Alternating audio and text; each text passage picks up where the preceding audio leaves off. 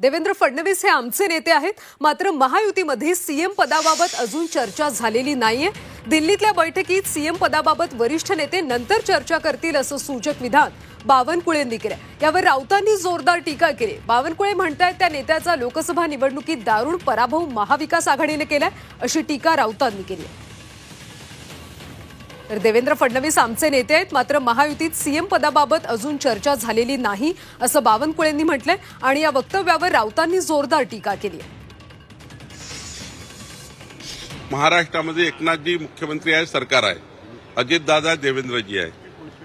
महायुतीचे मुख्यमंत्री कोण असेल यावर कुठलीही चर्चा आज नाही, परंतु देवेंद्रजी महाराष्ट्राचे आमचे भाजपाचे नेते आहेत।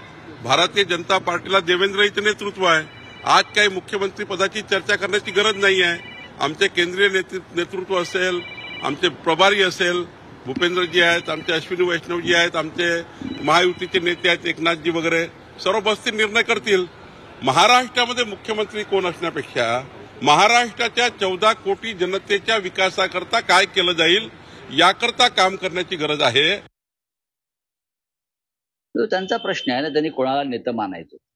त्या नेत्याचा लोकसभेत दारुण पराभव महाविकास आघाडीने केलाय आणि स्वतः बावनकुळे ज्या मतदारसंघात आमदार राहिले आहेत त्या मतदारसंघामध्ये महाविकास आघाडीचे उमेदवार साधारण 25,000 मतांनी पुढे आहेत। बावनकुळ्यांनी जरा ऑडिट करावं त्यांच्या मतदारसंघाचं।